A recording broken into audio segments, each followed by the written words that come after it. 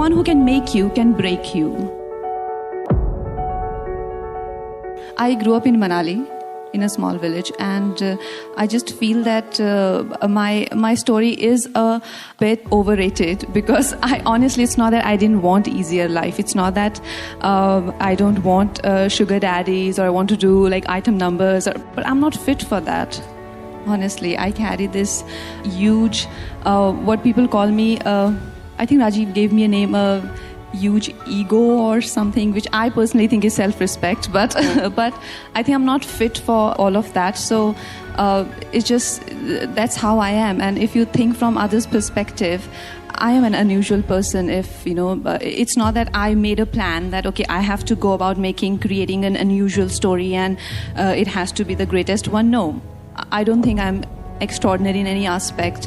I come from a village, a very small town, and I came to Mumbai thinking that okay, I should try my luck, like everyone else is. And I did try my luck in one of those atrocious films, thinking that maybe people would be interesting, in if I do things how everybody is doing, but it just didn't work for me.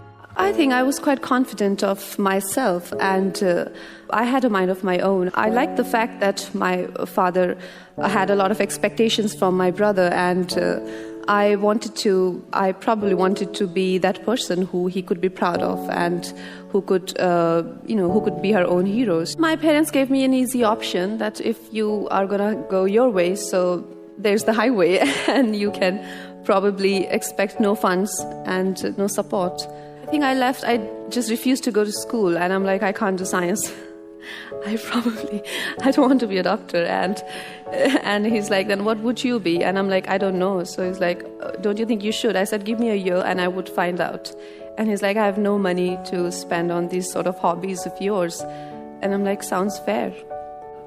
I was nothing like I am today. I couldn't speak a word of English. And if you don't speak English, how do you expect to work in Hindi films? And like I said, my parents saw me as someone else. They saw me as someone who was a liability, but that didn't change my understanding of my abilities and myself. And when I came to Mumbai, they saw me as this village woman who had a weird accent and weirder appearance, I guess. But I didn't see myself like that. I thought of myself a lot more than just I am a lot more than my appearance or my age or my color or my hair.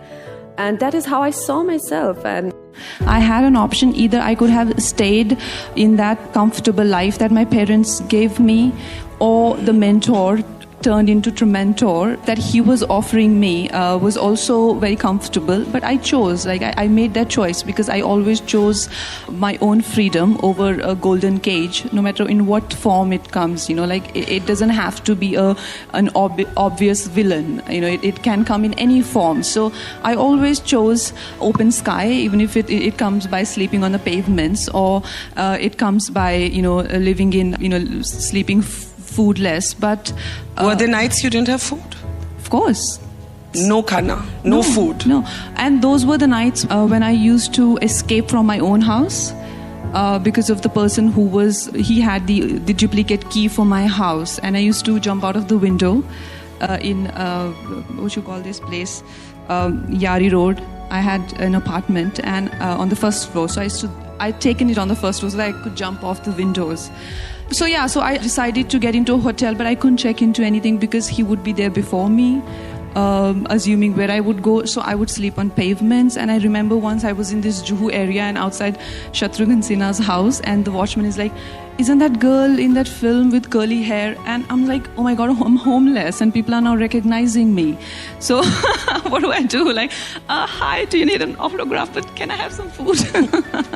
So yeah, it was getting a bit difficult. I mean, then I went to cops and they took care of everything. But that was the part. But it's not that I did not have an option. If I succumb to the pressure that, I think many women succumb to, I have a simple philosophy. Number one, the one who can make you can break you.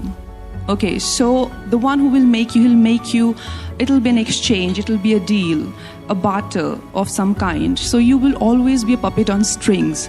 So, I mean, what's the point of having a journey? What's the point of leaving your father's house in the first place? If you want to be a puppet, then be a puppet in your father's or husband's hands, because these people are gonna maybe, sort of use you or get fed up of you in a year or two, and then there will be another story.